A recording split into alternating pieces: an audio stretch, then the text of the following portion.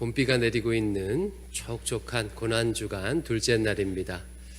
현장에서 또 온라인에서 함께 예배하시는 분들 사랑하고 환영하고 축복합니다. 오늘은 마가복음 14장 43절에서 52절 말씀을 같이 보겠는데요. 묵상집 가져오신 분은 묵상집을 펴시고 성경책 가져오신 분은 마가복음 14장 43절 펴시기 바랍니다. 오늘 본문 보기 전에 먼저 질문을 하나 드리겠습니다. 어제 말씀드렸는데요. 여러분, 마가복음의 순환 기사는 무엇을 특별히 강조한다고 했지요? 여기 나와 있는 주제, 그가 버림받음으로 예수님께서 철저하게 버림받으셨음을 강조합니다. 두 번째 질문. 그래서 이번에 마가복음 묵상할 때 어떤 관점으로 묵상하자고 제안드렸습니까? 네 가지 질문이죠. 예수님께서 누구에게 버림받으셨는가? 어떻게 버림받으셨는가? 얼마만큼 버림받으셨는가? 어느 정도 버림받으셨는가? 왜 버림받으셨는가를 질문하면서 묵상하자고 제안했습니다. 이 제안에 따라서, 이 관점에 따라서 오늘 본문을 한번 살펴보겠습니다. 43절을 같이 읽습니다. 시작. 예수께서 말씀하실 때에 곧 12 중에 하나인 유다가 왔는데 대제사장들과 서기관들과 장로들에게서 파송된 무리가 검과 몽치를 가지고 그와 함께 하였더라. 겟셋만의 동산에서 기도를 마치신 예수님은 42절에 제자들에게 이렇게 말씀하십니다. 제자들아, 이제 일어나자. 함께 가자.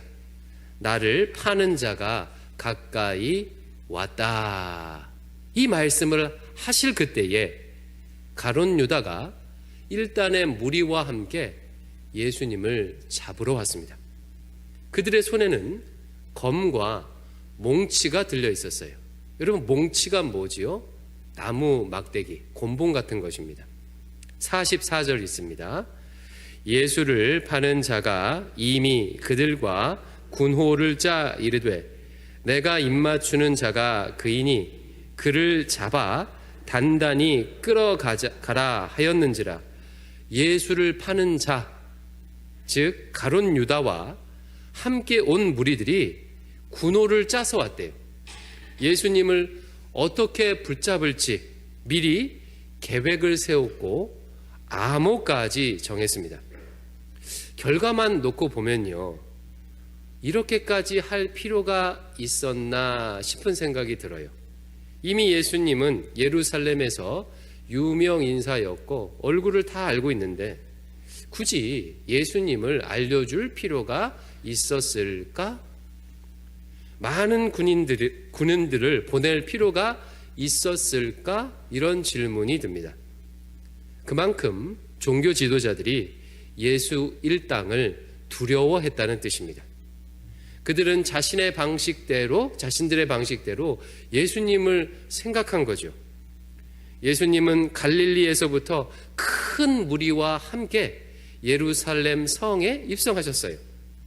혹시 이들을 움직여서 무슨 일을 벌이지 않을까 염려했습니다. 이미 성전에서 상을 엎은 일도 있었죠.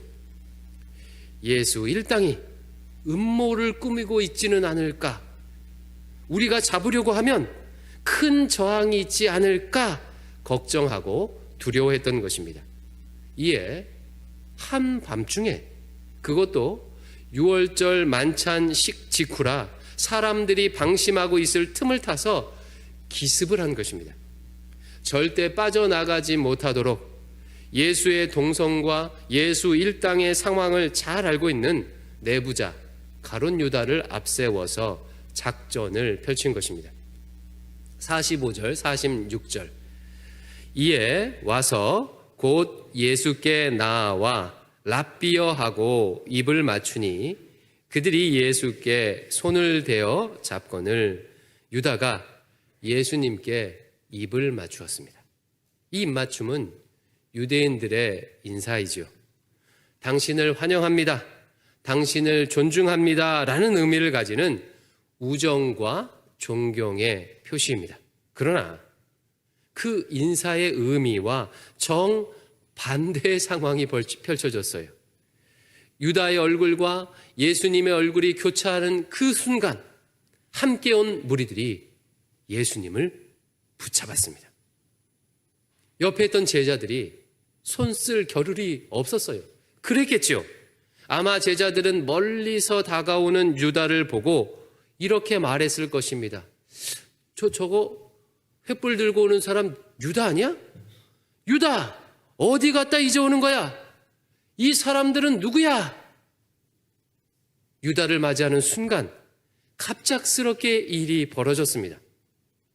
당황한 한 제자가 이렇게 반응합니다. 47절. 곁에 서 있는 자 중에 한 사람이 칼을 빼어 대제사장의 종을 쳐 그 귀를 떨어뜨리니라. 다른 복음서에는 칼을 빼든 제자가 베드로이고 귀를 잘린 사람이 말고라고 이름을 알려줍니다. 그러나 마가복음은 그들의 이름을 알려주지 않습니다. 그 제자의 행위에 초점을 맞춰요. 예수님의 제자나 검과 몽치를 가지고 온 무리들이나 다를 바 없음을 보여줍니다. 이미 주님은 수차례에 걸쳐서 제자들에게 높아지려거든 낮아져라 라고 말씀하셨지만 제자들은 전혀 깨닫지 못했습니다. 검을 든 제자는 폭력을 사용해서라도 자신이 원하는 것을, 지키고 싶은 것을 지키려고 했습니다. 검과 몽치를 가지고 온 사람들이나 칼을 빼든 제자나 서로 편만 다르지 그 중심은 비슷합니다. 우리는 이와 같은 일들을 매일처럼 보지요. 이념으로, 지역으로, 정치로, 종교로 편을 나누고 대립하고 내가 옳다, 네가 옳다 하며 싸우지만 사실은 편만 다르지 사람들의 내면에 있는 폭력성, 복수심, 잔인함, 탐욕, 권력 의지, 두려움 등은 크게 차이나지 않습니다. 하나님 앞에서 인간이란 존재는 다들 도토리 키재기입니다. 인간됨에서 보면 거기서 거기이지요. 48절, 49절입니다. 예수께서 무리에게 말씀하여 이르시되 너희가 강도를 잡는 것 같이 검과 몽치를 가지고 나를 잡으러 나왔느냐? 내가 날마다 너희와 함께 성전에 있으면서 가르쳤으되 너희가 나를 잡지 아니하였도다. 그러나 이는 성경을 이루려 함이니라 하시더라. 여러분, 만약 여러분께서 예수님의 제자라고 가정하고 방금과 같은 상황이 벌어졌다면 무엇을 기대하셨겠습니까? 예수님께서 실력 행사를 하길 기대하지 않았겠습니까? 예수님은 무려 4,000명에서 6,000명이나 되는 군대 귀신을 물리치신 분이십니다. 주님은 폭풍을 잠잠케 하셨어요. 예수님께서 이 순간 자신을 잡으러 온 무리들을 무찌르기를 아마 기대했을 거예요. 그러나 주님은 어떤 권능도 행하지 않으셨습니다. 이렇게 말씀하셨어요. 너희들이 강도 잡으러 오는 것처럼 나를 잡으러 왔느냐? 내가 대낮에 성전에 있을 때는 왜 잡지 않았느냐? 너희들이 나를 잡은 것은 성경 말씀대로 된 것이다. 무슨 뜻이지요? 저항하지 않겠다는 뜻이에요. 그냥 잡히시겠다는 것입니다. 이 말을 들은 제자들은 무슨 생각을 했을까요? 제자들의 다음 행동이 제자들의 판단을 보여줍니다. 50절 같이 읽습니다. 시작.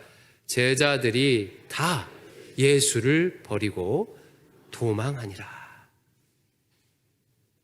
제자들이 다 예수님을 버리고 도망쳤습니다. 다 버렸어요. 이 모습은 마치 구약 성경 전체를 요약하는 것 같습니다. 이스라엘은 12지파로 되어 있지요. 나중에는 유다 지파만 남아서 유다 나라를 형성하고 유다인이 됐습니다. 그들은 구약시대 내내 하나님을 배신했습니다. 겉으로는 하나님께 향기로운 제물을 가져왔지만 뒤로는 우상 숭배하면서 하나님을 배신했습니다. 주님이 잡히시는 이 장면은 이 구약의 역사를 압축하는 것 같아요. 유다가 앞장서서 예수님께 배반의 입맞춤을 합니다. 나머지 제자 전부 다 예수님을 버리고 도망갑니다. 과거 이스라엘의 12지파가 하나님을 버렸던 것처럼, 다 버렸던 것처럼 예수님의 12제자가 다 예수님을 버렸습니다. 이것으로 제자들이 그동안 예수님을 왜 따라다녔는지가 드러났습니다. 여러분, 자신의 이익을 위해서 누군가와 함께 하게 되면 그 사람이 더 이상 내게 이득이 없다고 여겨지면 버리게 되어 있습니다. 반대로 사랑하기 때문에 누군가 함께 하게 되면 내게 이득이 되든 안 되든 상관없이 함께 하죠. 자녀들을 생각해 보십시오. 자녀와는 이득의 여부와 상관없이 함께 합니다. 왜요? 사랑하니까요. 반면 사업상 만나는 사람들은 이득이 되지 않으면 손절합니다. 제자들은 예수님을 사랑하지 않았습니다. 예수님을 소중히 여기지 않았습니다. 제자들은 예수님을 자신의 이익을 위해서 쫓았습니다. 이제 예수 때문에 피해 볼 것 같으니까 스승을 버리고 도망갑니다. 제자들의 도망은 당시 유대 문화를 생각하면 충격적이에요. 고도의 근동의 문화에서는 왕과 신하, 주군과 기사, 스승과 제자의 관계는 본래 이익 관계를 초월합니다. 신하가 왕을 위해서 목숨을 바치고 기사가 주군을 위해서 목숨을 바치는 것을 명예롭게 여겼어요. 그래서 여러분, 고대 시대를 배경으로 한 영화들을 보면 주인공 곁에는 항상 그와 끝까지 함께하는 부하나 동료들이 있습니다. 주인공 대신에 칼을 맞거나 주인공의 대업을 위해서 자신을 희생하는 사람들이 등장하죠. 꼭 그런 사람이 있어요. 한두 명이라도 있습니다. 스승과 제자의 관계도 비슷합니다. 고대 근동에서 스승과 제자의 관계는 그냥 선생과 학생의 관계가 아닙니다. 스승이 명령하면 제자는 배설물도 먹을 수 있는 관계입니다. 만약 누군가 스승을 배신하면 큰 수치를 당하고 그 사회에서 매장당할 수도 있습니다. 그러나 예수님의 제자들은 다 예수님을 버렸습니다.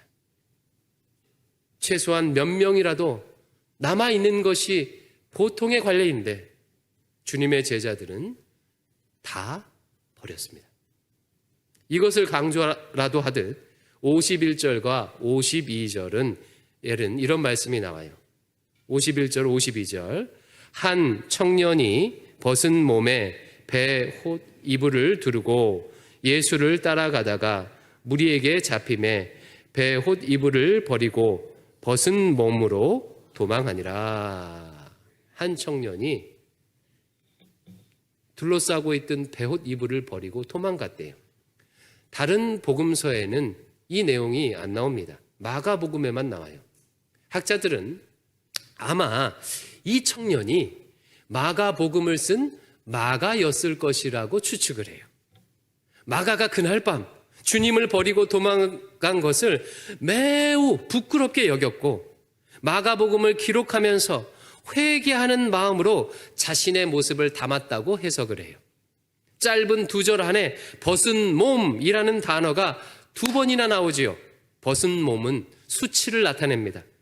과거 자신의 부끄러운 모습을 적나라하게 솔직하게 고백하고 있는 것입니다. 자, 이제 정리해 보겠습니다.